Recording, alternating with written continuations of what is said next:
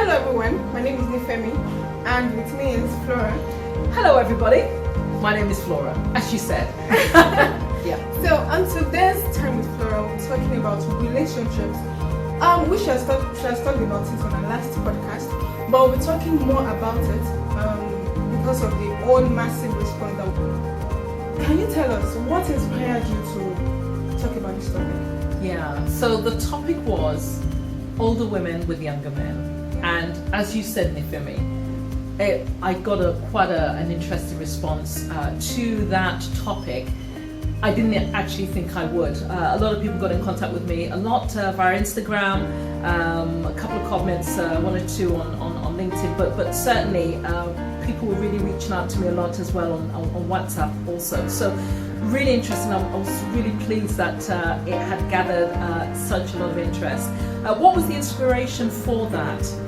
So I think about 2-3 weeks ago, I was in the UK and there was I think it was the Evening Standard, and on the front cover was a picture of Kate Beckinsale. Kate Beckinsale, who was 45 years old, who was kissing, I think I used the term smooching, Pete Davidson, who's 25, and he is I think he's a comedian, he's kind of multi-talented guy based in the States, Saturday Night Live and all those kind of things, so quite talented. And I thought, this is interesting. Not the first time one has seen that, because as I started to think about it, I realized that, well, actually, there have been quite a few of these kind of relationships, older women with younger men, that one keeps seeing on a kind of a frequent basis. And I decided to consult my friend Google, as you do, just to kind of see, what stuff is out there. And I came across some interesting writers. But what was also very interesting was the number of relationships in the public domain, mind you, because obviously in our private sort of networks, you, I, etc. It's a very interesting topic. Yeah. And I'm sure they are doing it. Yes. Okay. What do you think is responsible for this kind of trend? Okay, that's a really good question. I think that from a trend. So let's remember that such relationships have already existed. Yes. So it's not brand new. Okay, good. However, what is driving the numbers that we're seeing? There are two things that come to mind. So the fact that a person in their 50s, in their 40s, in their 30s today is looking, well, let me just stick to sort of 40 and above, is looking or can look or will look so much more together from a health perspective, from just the appearance, the skin, their physique, compared to somebody of the same age group 20, 30 years ago and above. It's just completely different. I the other day I saw I think a picture of Christine Berkeley, who she's a standout on her own. Anyway, and she recently turned 65, and she just looks amazing. Now, not everybody at 65 looks that way, but the point is that people today, and people for some time now, have been looking after themselves better in terms of their nutrition. The supplements industry has gone haywire. People invest in physical activity more, strength training, just working out at the gym. For a long time, at whatever age. So that investment in taking good care of yourself has really mattered and has really translated into dividends into the way that people look. That have meant that society today, not everywhere, is becoming more open, and it's more about who you are, what you think, what is your value system, what is your paradigm, and all those kind of things. It's really more about the essence of you as opposed to what society will expect.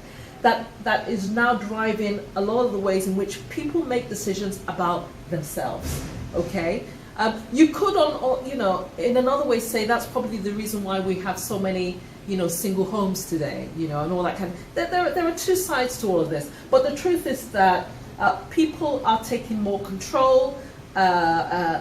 people are more open-minded, people are investing more in themselves, and therefore the notion of such relationships isn't the no thing that it used to be. Yeah. In this part of the world, which is Nigeria, Yeah. many people have that belief that if a younger man is dating an older woman, it means it's about the money. So what do you think? Do you think this is just a misconception, or do you think it's actually true? So I think there's truth there, and so context.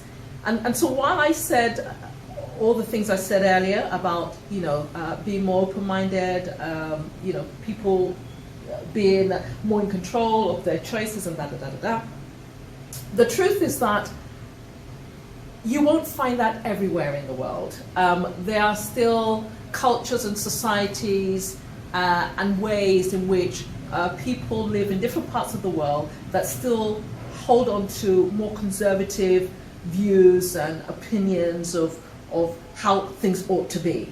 Okay, and so in relation to those kind of things, I would say certainly Nigeria is one of them.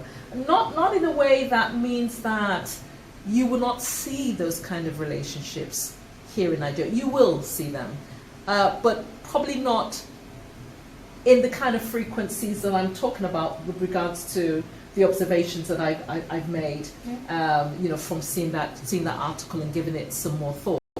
Why is that? Why is that here in Nigeria not so much? Because in Nigeria here, it's still a very traditional society, despite all of the modern things that are happening here, and a lot of modern things are happening in this place. But it's still ultimately a very traditional society. And one of those aspects of our traditional society is that we respect our elders, okay? Yeah. And so, people are very quick to, either because of your perceived seniority or perceived position in life, or whatever the case may be, will address you with certain salutations like ma and mummy and things like that, which is purely a sign of respect and regard. That same person is with that orientation, it is very difficult to think that the same person that you're probably calling mommy or ma is going to be the person that you want to date. Yeah. And that's the truth. That's true. So that the same person that you're probably calling mommy or ma is going to be the person that you want to date. Yeah. And that's the truth. Okay, now the time we talked about loneliness, do you think these relationships have a connection with loneliness? If there's a link between a woman dating a younger man, Yeah. or being with a younger man, being connected or linked to loneliness. Yes. Yeah. Yes. I think any relationship has the potential to be connected with loneliness. If as an individual, because there are people out there, whether they are older, whether they are younger, regardless of it's a male, it's a female, etc., will equate being in a relationship as being a cure for their loneliness. Yeah? Yeah. As being the solution to them not being lonely anymore. And as a consequence of that, you will have people making the wrong decisions in terms of who they choose in terms of how they choose their partners. Okay, I was recently chatting with somebody who told me that she had recently gotten into a relationship with a younger guy. It was just a year old. She'd been in a bad relationship prior to that, and this guy she was talking about all the wonderful things that he had been doing, etc., etc., etc. But of course there was a bit of a but. But as we talked a little bit some more, what was also very clear was that you know, she wasn't in the relationship for the right reasons, and she hadn't chosen to be with this person, you know, in a way that would balance her. It was almost a knee-jerk reaction to, and I've had 4 relationships in my life so far. Okay, Yeah. okay, Flora. I would like to dig in deeper, like deeper. I'm sure Let's so go many there. people, are gossip right now. They want to know a little Gossip. bit Are you about you. Wow. So tell me, Yeah. has age difference played a role in your own personal relationships with people? Okay, you mean when I've dated? Yes, That's what you mean, or your when I've been in romantic relationships. Romantic relationships. Yes, Okay. Okay. Good question. Good question. So, listen, I've had 4 relationships in my life so far. Okay. You know, keep an open mind. Yeah. No, so I've had 4 relationships in my life so far. The first one was in university. I didn't have my first relationship and my first kiss Wow. until Okay. I got into university. Okay. I kid you not. Yes, a very Wow. you know, sheltered. Nah, not really, but you know, that's just the way it was. Okay. Oldest child and all that, and my parents always used to say, "Be a good girl." Yeah. You know, because everything that you do, your younger ones will follow. So I think that used to keep that shroud of, you know, I will not. So listen, the first relationship was in university, and it was just a few days in, and it really didn't last long. That first one, I cannot even remember the guy's name. It was that short, or it was that short a time. I remember that I think he was like a medical student. He was tall, dark, you know.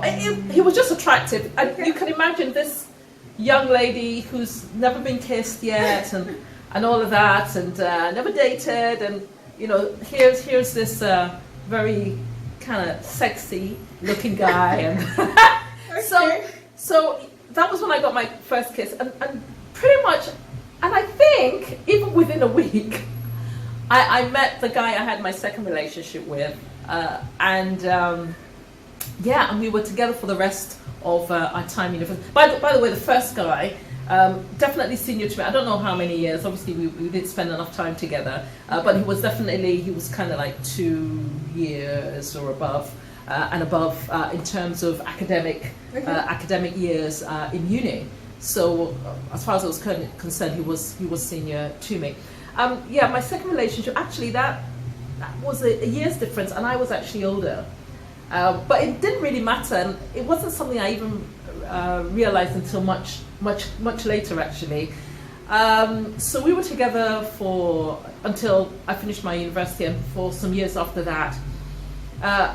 Eventually, the relationship came to an end. We actually got married, and the relationship came to an end. He remains a friend of mine till today, and I'm so glad that we were able to shift the pain around into something that was positive. We have a son together as well, and even now, even as you know, I'm kind of embarking on new ideas and new things that I'm doing. He has been somebody that's been very encouraging towards me, and I appreciate him for that. I really do. So a year's difference. I'm older. He's younger.